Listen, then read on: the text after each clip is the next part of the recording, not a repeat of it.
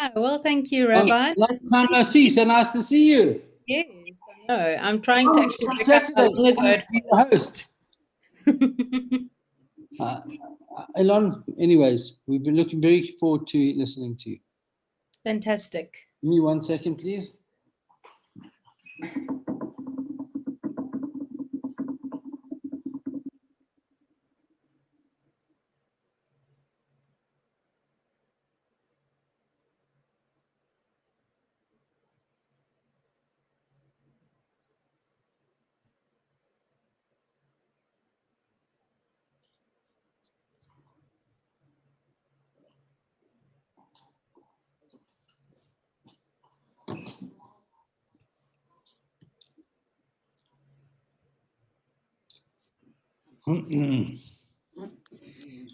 Hi, everybody. Thank you so much for joining our webinar. Every day that we're alive, God wants us to be alive. And every day that we're here, there is something we have to achieve. Each and every one of us has been given special and unique qualities, acumen, talents to achieve that what we have to achieve. But the definition from a religious point of view is live life to its fullest.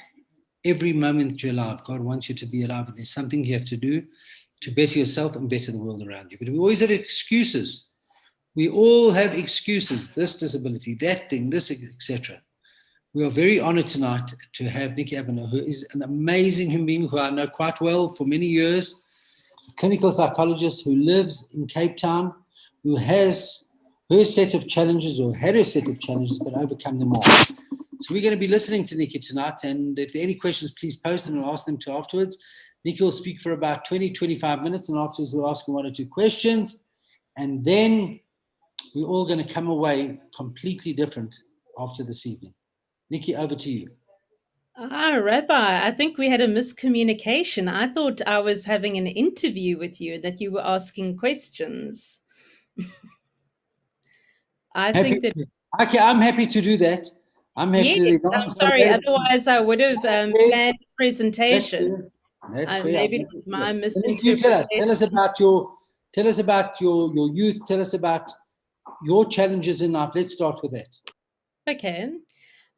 So hello to everyone this evening. It really is a great honor to be here. And the rabbi is always very convincing, and I always love to have a chat with him. So, if those of you might know me, I have spoken at one of the rabbi's events, youth events. I think I was trying to work it out. I meant to look on my diary, but maybe 2 to 3 years ago that I was in Johannesburg speaking to your community, and it was really such a privilege. But those of you who might not know me from then, I'm Nikki Abdinor. I'm a clinical psychologist and an inspirational speaker, and I'm also the founder of the nonprofit organization called Nikki's Drive. So I was born without arms, and I always like to say I might have been born without arms, but not without attitude. And growing up for me was, as you can imagine, there were many challenges. I always acknowledge that when I was born, I'm giving my age away, but there were no scans. My parents had no idea that I was born with a physical disability of no arms and shortened legs. So it was a complete surprise for them. And as I always say, is that it's so important to recognize what that must be like for parents when you imagine having a perfect child. You know, there's that saying, 10 fingers and 10 toes. And something that I'm so grateful for is that my parents, despite not having any idea of what I'd be capable in life, they decided to focus on what I can do, not what I can't do. So growing up, it was never the case of, can Nikki do something? It was always going to be, well, how can Nikki do this? And I believe so strongly that their belief in me and my own determined personality helped me overcome many challenges. I was very fortunate to go to mainstream schooling. I actually grew up in East London, and I think that growing up in a small town was the perfect environment because people got to know me. And something I'm also so grateful for is that I was never made to hide my disability. So I just learned to do things a little bit differently. So when I was younger, I started to draw using my feet, and I used my mouth for a lot of things. And it was just a case of finding out like what will work for Nikki. And I think going to mainstream schooling was really a great privilege for me because at that time inclusive education certainly wasn't the norm. So for me, I think that that was a big part of me adjusting and adapting. I mean, we've got to recognize that we live in an able oriented world. And when you have a disability, whether it's a physical one or a more hidden disability, maybe a psychological disability or something that's not so obvious, the world isn't created for us all the time. So it's very much important for us to work out, well, how can we adapt to these environments, but also how can we ask for the things that we need to make us lead fulfilling lives? So I think something I wanted to say before Rabbi asks the next question is to say, I know the Rabbi set the theme for this evening is a disability is no excuse, and I know that comes from such a good place, but to also recognize that there are real limitations and barriers, whatever your disability might be, and it's important to know that we've got to honor people's exceptional circumstances and their challenges, not minimize them at all, but also think about like from a solutions perspective. I think that that's always been helpful for me. It's about focusing on what I can do and finding solutions to things that have been challenging for me and maybe still are challenging today. So over to you, Rabbi. Oh, but I want to ask you as follows. You said as far when somebody's born with a disability, certainly that is God's way of giving the person the opportunity to bring a solution to that situation. In other words, Braille was born blind. Well, sorry, apologize. He wasn't born blind. He was playing with an awl in his father's workshop, and he became blind in one eye, and then he became blind in another eye. But as a result of his blindness, despite the challenges and the difficulties, he brought sight to millions of other people. So it's not about the limitations, it's about the opportunities that God forbid that disability gives you, or the opportunities that it brings to you. Would you agree with that? Certainly. I mean, I think that sometimes I even think to myself, imagine I didn't have this disability. You know, it becomes so much part of your own identity, and each person is so different. But I do think, you know, one of the gifts I feel that my disability has given me is an opportunity to change people's perceptions about ability. You know, sometimes I joke that I've got like a really easy job because sometimes all I need to do is just put a smile on my face and people know straight away, wow, she's overcome challenges. It's so obvious. So it's like almost an easy job that people can maybe admire me in certain ways for things that I am managing to do that they imagine that they would never be able to do, and also changing people's perception. I always feel that if I meet somebody and who had maybe quite a negative or limited view of people with disabilities, that hopefully I would change that perspective. And the next time they meet someone with a disability, they would be more open and understanding and want to engage with that person and realize maybe they're a little bit like Nikki. When you define disability, please give us how you define disability, because it's not just physical disability. It's somebody who's got a learning. What is disability in your view? Well, I can't say that I'm going to haul out the Oxford Dictionary of it, but for me, I mean, I know sometimes people take offense and they say, oh, we must use different language and we must say specially able or specially challenged or physically challenged. I think that disability is when you have got a particular limitation or perceived limitation. So it might be something physical, which obviously in my case is, and that's where I say like I'm quite fortunate in a sense because when people meet me, they might not know anything about me. They will immediately know, okay, these could potentially be some of Nikki's challenges. And this is what interested me so much in a field of psychology is because I recognized from a young age, through having a friend in high school who suffered from anxiety and depression, and to recognize how that kind of psychological limitation has got such similar effects on her life And we both were fighting for the same sense of independence. I was trying to overcome my physical challenges, and she was trying to overcome her psychological ones. And it makes me recognize how extra challenging it is in life to have a hidden disability where it's not so obvious. And I think there's so many of us that do have hidden disabilities that it's not so easy to open up about them, and we try and hide them. And instead, sometimes we have to recognize that if we embrace them, and sometimes I think some of these disabilities can really be used to our advantage, actually. That sometimes when you have one limitation, you then learn to compensate for other things. So I know for me, because of my physical disability, it's not always easy for me to take notes as a psychologist. I've developed an exceptional memory. I've got, I mean, a memory of an elephant. Sometimes when I repeat something in a session that a person had said, like maybe a few years back, they would say to me, "Are you sure there are no cameras in this room?" And that's because I've developed that incredible memory to remember facts and details because I can't always rely on writing them down. And the same thing with other kinds of disabilities. If I think of a client of mine who's got obsessive compulsive disorder or OCD, and he has such meticulous attention to detail. So he's an exceptional asset at work because he puts in 120% in his work. And yes, he's got to work on not putting too much effort in and learning to have more balance. But he's a huge asset to his company because of that meticulous attention to detail. So I think in that way, a disability is all about perspective. It's maybe doing things in a different way. So why do we call it a disability? Surely it's an opportunity. Seriously. I know, for sure, definitely.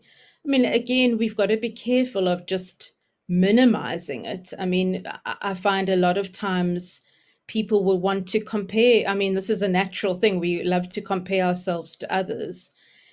And sometimes, we have to be careful of that because we don't want to take away the person's experience and the pain they might experience, and maybe really battling to feel accepted or have poor self esteem, maybe because they have this perceived difference.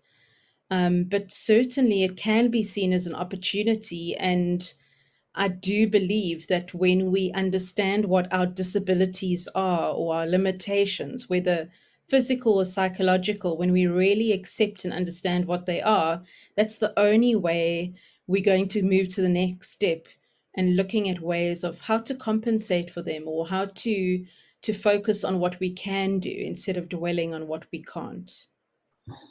So would you agree that sometimes you can have somebody who appears to be blessed with every blessing that God can give, health, wealth, movement, etc., but could be in the darkest of places because they Mm, haven't realized what God has given them. And mm, sometimes people who haven't been given things realize what God has given them and can achieve so much more. yeah. Oh, for sure. And I mean that is true today.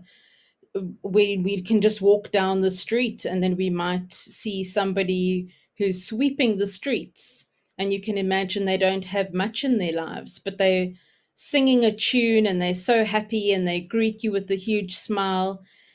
And then you might see somebody else driving past them in a BMW who, like you say, has got everything. It comes from a wealthy background, has got a job, and has perceived success. They would seem like they have it all, and then they're perhaps miserable.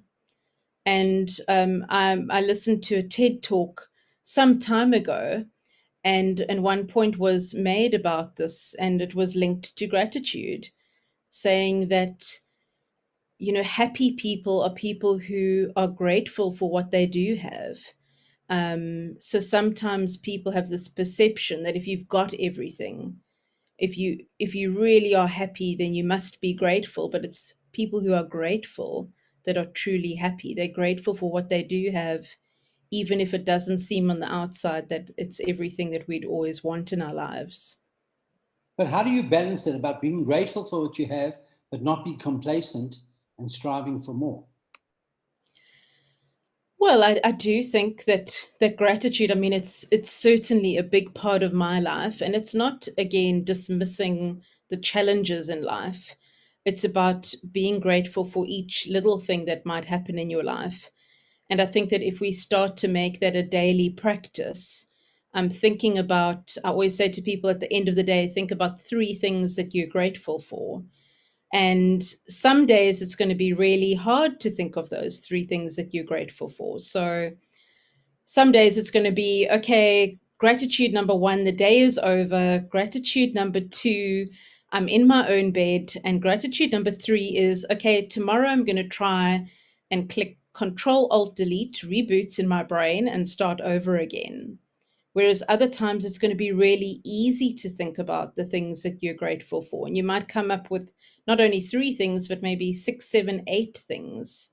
So I think that that's the important part of gratitude is making it a daily event, but recognizing, I think that if we pay careful attention to that gratitude, we tend not to be complacent because we are looking at the little things and we focusing on those things, which makes us strive for more. I mean, I even say to people, if you want to write a couple of good things or the gratitudes and put them in a big jar, and on a bad day, pull pieces of paper out of that jar and read a gratitude or something positive that happened in your life, feedback you might have got. I don't think that you can be complacent by doing practices like that because it's encouraging.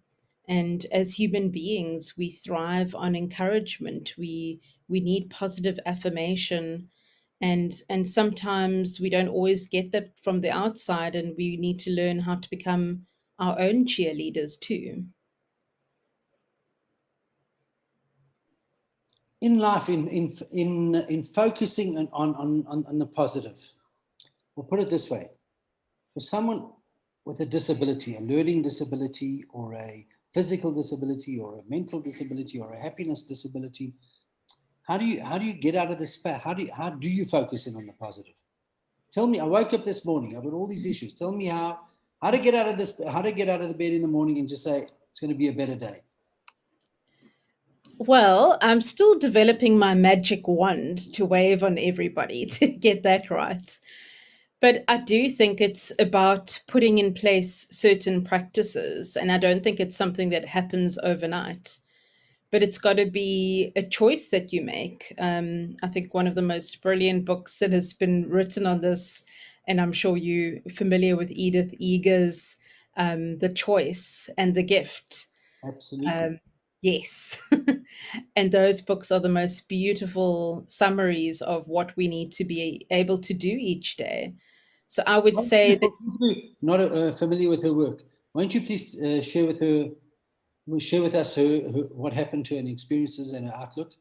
okay, well, Edith Eger well, she's actually in her 90s now, and she's an incredible inspiration because she's also a psychologist, and she wrote her first book in her early 90s called The Choice. So it's never too late to write that book. And in her teen years, she was, during the Second World War, she was in a concentration camp. And she writes in her book her experience about being in the concentration camp and losing much of her family, and how she was very bitter, as you can imagine, when she came out of there, and very negative about, I mean, it's traumatic, awful experiences that she had. But she met a mentor, another great writer and psychiatrist, Viktor Frankl, who was also in Auschwitz. And he wrote the book Man's Search for Meaning, also one of my absolute favorite books. And they worked a lot together. And, Edith's book, The Choice, is all about making a choice. And it's about, the power that we can take back, even if we're in absolute bad, terrible, traumatic experiences. We ultimately always have a choice of our own to decide what we're going to do with that experience. But I want to ask you, what happens if somebody's been abused as a kid? Mm. Intellectually, emotionally, sexually, physically, somebody's been abused. Can they make a choice? They get to the age of 21. Are they scarred forever? If they've come out of a Holocaust, are they scarred forever? Or can they take their life into their own hands and change? Or they're just programmed for doom forever? And I that's a do very serious question, by the way. Yeah, I don't believe that anybody is doomed. I think that we all have the capacity for connection and love and care. And I think that the most important thing for a person who's gone through so much trauma in their lives, I know sometimes it can be very hard to reach out for help, but that is the starting point, because ultimately what happens in our younger years when we've gone through so much trauma is that many of our childhood core needs weren't met, and those are needs of attachment, of unconditional love, nurturing, care, validation of your feelings, knowing that it's okay to feel positive and negative emotions, and that you will still be loved unconditionally, and that you're allowed to play and have chaos and mess, and you're still going to be loved. To have that incredible core emotional childhood needs met is so important, and so many people go through life not having those needs met. So as an adult, it's about like repairing or healing those wounds, and that can only be worked out through connecting with somebody else to help heal those wounds, whether it is through a therapist at a starting point, or another connection, a friendship, or a mentor or a teacher, or your rabbi, somebody that can really connect with you and help you realize that you are worth having these core needs met, because no matter whether you're a child or you're adult, you have the same need for love and care and nurturing. But how does somebody who's been through hell in life, whatever disability it might be, and I agree with you, the Mm. physical disability could be far less intense than a emotional um, or intellectual or whatever disability. But how at the age of 25, 30, 35, when you have a family, how do you repair it quickly that you don't pass it on to your kids? Well, repair it quickly.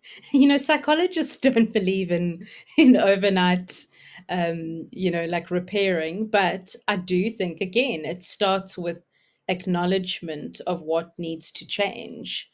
And this is what happens in life. Sometimes patterns are repeated through generations, but other times people actually acknowledge, like, I didn't get what I needed as a child, so I'm going to make sure that my children receive what I was never able to receive as a child myself. Is that free choice? Is there brain power? What gives the person that ability to say, I'm not continuing the pattern? Well, I do think it's a lot about who is involved in that person's life. Sometimes when people want to make those choices about not repeating patterns, they might be lucky enough to have a life partner who is nurturing, who is caring, who has shown acceptance and understanding for what they've been through.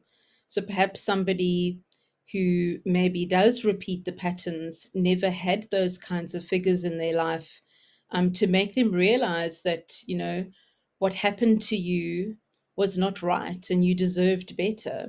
People need to hear these things. So it's hard to just put it down to one thing, but I think it's a combination of factors. But can you find it within yourself? Does it have to be somebody else who's giving you that assurance? Oh, can definitely find it within yourself. I think it makes it easier to have an environment that is nurturing and understanding and accepting. But I do think many people have come along that path. I mean, they knew that something was missing. I mean, I often hear of stories where people as children only knew something was wrong within their family system when they went to a friend's house, and then they saw, wait a minute, there's no chaos here, there's love, there's attention, and start to actually realize that, there is something wrong within my family system, and I do want to have a life that's similar to my friend's home, where it feels warm and safe and secure. So I do think that people can do it on their own, but it's so much easier. I mean, this is the thing, we human beings, we thrive on connection. And I think that if you've got connections with others, those people can help you along your way. But certainly, I can't say that people can't do that on their own. So, in Jewish thinking, if something, did you ever read Tuesdays with Maury? Yes, I did many, many years ago. Tuesdays with Maury, he became a sociologist because of the coldness that he experienced within his own life. His mom died when he was young, and afterwards he had no relationship with his father, and then he worked what was wrong. In Jewish belief, we really believe that the curse that God gives you is the blessing. He wants you to use that to better the world around you. I mean, Viktor Frankl would not have been able to influence all those millions of people if he wouldn't have gone through what he went through. Yeah, for sure. And that is important, and I think that a lot of people would say that definitely. Like I said, I don't like to say that my disability defines me, but it certainly is a huge part of the lens that I see the world. And I'm fortunate enough to understand how it can be helpful for other people. I mean, even in my career as a psychologist, I think that I'm fortunate that my disability can give me credibility.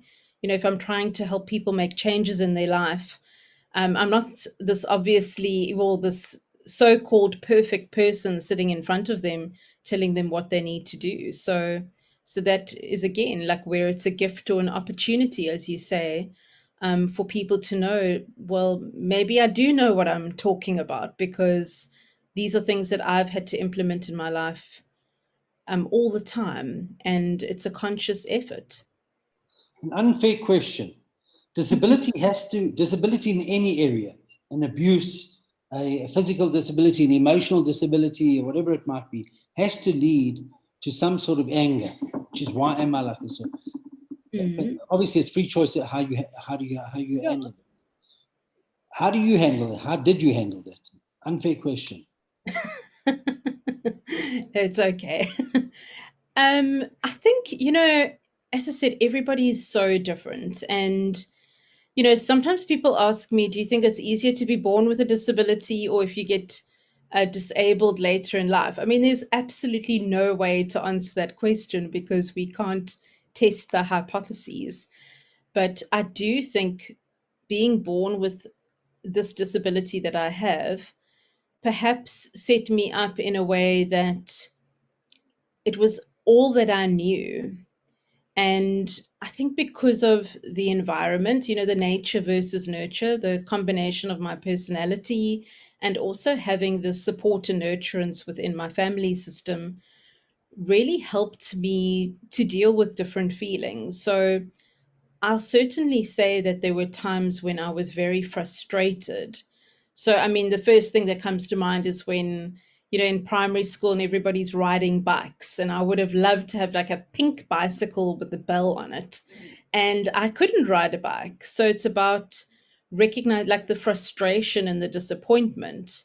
But I can't say that I was angry. And so maybe your theory, it can be true. A lot of people go through anger, the different phases of grief because you're kind of grieving for the life that you might have had. But I feel that for myself, I never felt intense anger, but certainly times of frustration. But then again, my own personality is to change my mindset about things. And again, not ignore what is wrong. This is a concept in positive psychology. So, not ignoring what is wrong, acknowledging what I might not be able to do and the frustrations of that, but choosing to focus more on what is right. So that is what I've done. And growing up, then if I couldn't ride a bicycle, then I loved playing computer games. Maybe I'm so old. It was like a Commodore 64 that I started with. I don't know if you remember them. So, Absolutely. There's an old Jewish saying: Jewish kids were generally smaller than their counterparts. If God put you in a position that you are a young kid and everybody around you is 6'6" and you 4.4, you're a Jewish kid and everybody else is playing rugby. What God is really telling you is if you can't play rugby, own the rugby team. Yeah. But would you agree with that? Yes, I think so. I mean, certainly it's about working out what are your strengths, and so often we are trained to kind of focus on our weaknesses, maybe the things that we're not so good at. We need to try harder and harder and harder. And there's nothing wrong with that. Like, I mean, we need to also, persevere with things when they get difficult. But I do think that we can lead much healthier, happier lives if we did focus more on what is right and what are our strengths. So if you can't play rugby, as you say, manage the team. You find a way to bring your passion into your life choices. Very important. Please tell us about your day. My day. Well, my day, like many of yours, is very different to what it was just over a year ago. Um, my day is mostly spent now with lockdown, where previously I would travel quite a bit for conference talks, and now I do them online. So I haven't been on an aeroplane for a year since the pandemic started. So most of my day is spent in one-on-one therapy, and I'm doing some, online talks with conferences. But it's very different because it's in front of a computer. I don't think I've spent so much time in front of a computer screen, but I'm sure everybody can relate to that.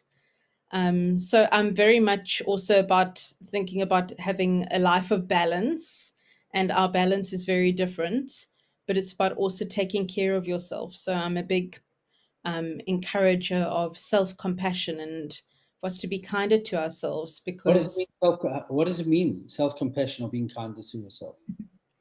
well, what I love about self compassion, it's all about being your own best friend. So often we are so good at giving advice and encouragement to others, but we don't afford the same things to ourselves. So sometimes, if you think about when people really struggle and they're quite hard on themselves, like, say, for instance, they'll say, "Oh, you should have done better and you didn't try harder, and that's why your exam went so badly." I mean, would you say the same thing to a friend? A friend came to you and said, "Listen, I did really badly on an exam. What do you think?" Would you tell your friend, "Well, you ridiculous, you stupid. Why did you do so badly? Didn't you study at all?" We would never say that to a friend, but we say it to ourselves. So self compassion, it's about being your own best friend, about being kinder to yourself, and recognizing that to have compassion for yourself makes it much easier to have compassion for others too. Wow. Were you born in Cape Town? No, I was born in East London, but I've lived in Cape Town for many, many years now.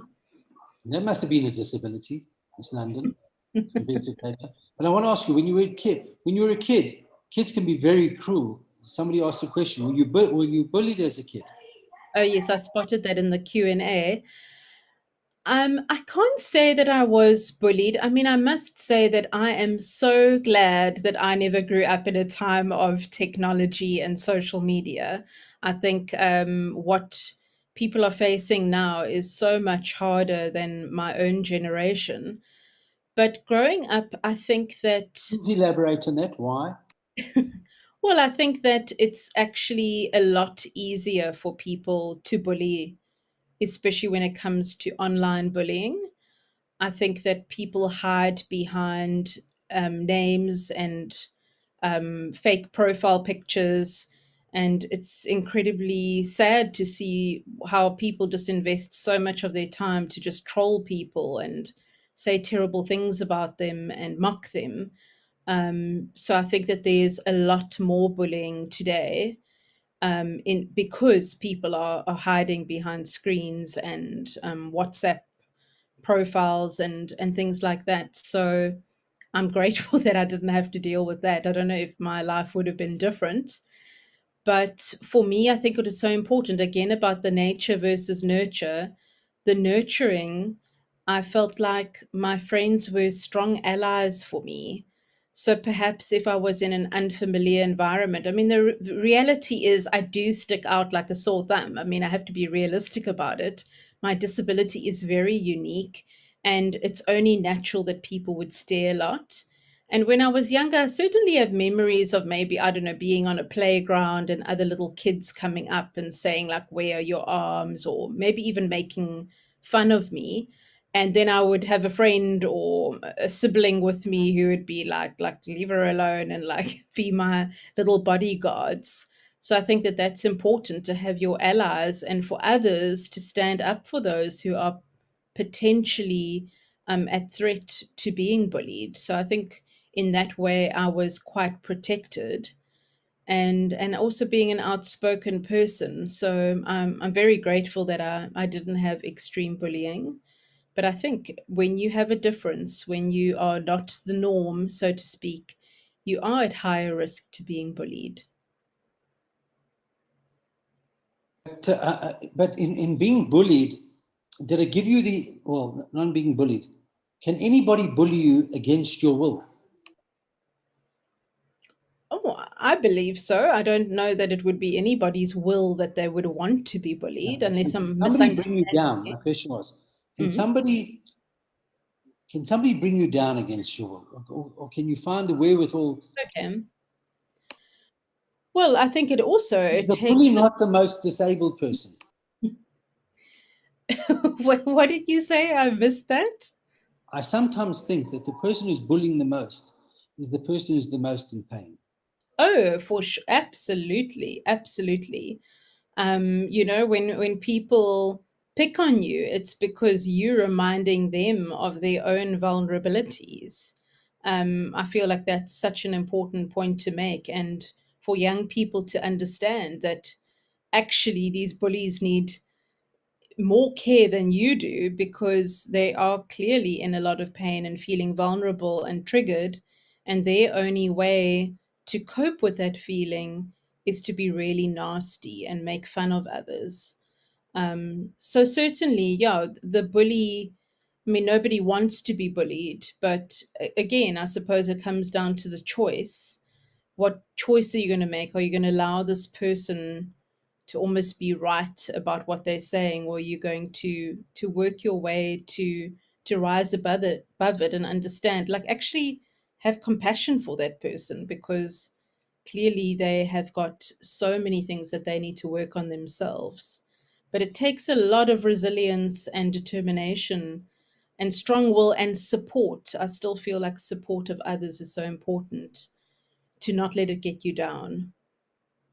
And in your professional career, is the bully by and large? I mean, how many bullies have come to, percentage wise, how many bullies have come to see you that are really so vulnerable and falling apart, as opposed to those people who've been given disabilities by God who've overcome them? Yeah, well, actually, I think that sometimes people do end up in therapy, even as the bully, because they know that deep down something is wrong, but they're afraid of accessing that vulnerability. So I do think it's a bit of both. But certainly maybe the bully, if we had to give that label, is not always the first person to come for therapy. It maybe takes a lot on their side to actually acknowledge that something is wrong and that they need help.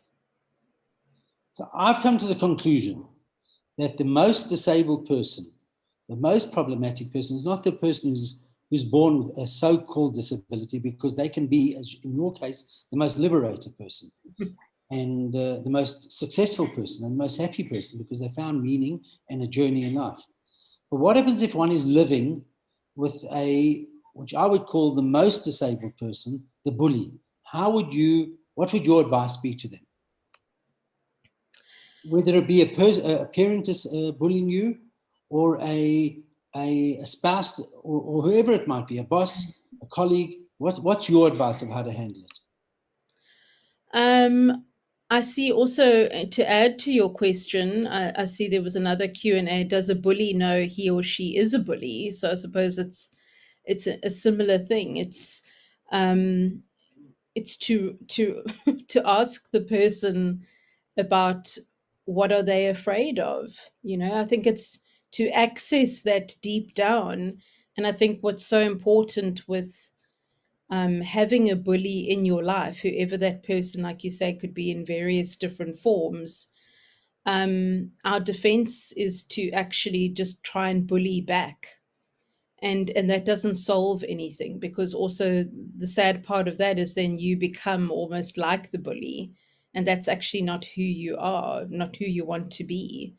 So it would be trying to access the emotion, and saying, like, it seems very hard for you to actually ask for help, or ask what you really need from me, or what is making you so angry. How am I a threat to you? Can you, like, just to try and go deeper. I mean, you don't need to become a psychologist to do that, but to access the emotions of the person, but also to be assertive and say that I don't deserve that kind of treatment. But it could be absolutely right, as you say, it could be absolutely nothing to do with you. The person Mm. is going through issues. So the how do you help the person who's around you who is going through absolute trauma and translating it into absolute abuse? How do you help them? Are you talking about the abuser or the victim? So I think that the victim is not really the victim. The victim is there to help the person who's abusing. How do you Yes. help them? How do you help that person who's abusing because they're so hurt or got so many issues? Mhm. I think you do need to work on how to access their vulnerable side, which is not always easy, because they're doing whatever they can to build walls. I say they're like building, like, Santon 6-foot walls and electric fences and barbed wire around them, because a lot of times a bully feels internally flawed, like something is wrong with them, and actually they're going to be caught out. I think that's the thing, that they're actually deeply afraid that somebody will find out their vulnerability, or their weakness that they feel inside of them. And that is very threatening. So for them, their only coping mode is to get into a bully or attack mode, and that actually just pushes people further and further away. So how So do I you think, get into their electric fence and barbed wire?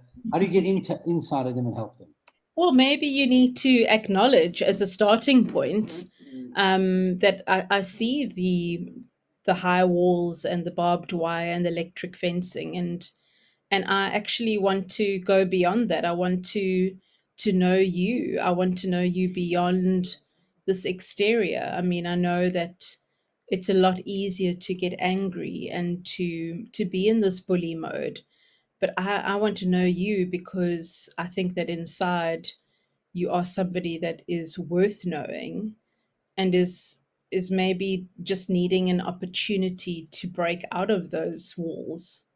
Is everybody good deep inside and it's just facades of insecurities because they're dealing with issues? Or are there really people rotten inside those electric fences? Well, that's debatable. I like to believe, what Carl Rogers, one of an early psychologist, always said, that people are born inherently good. And I still want to believe that about people. And it's just really sad that some people, through circumstances, but also personality, might not be able to access that good.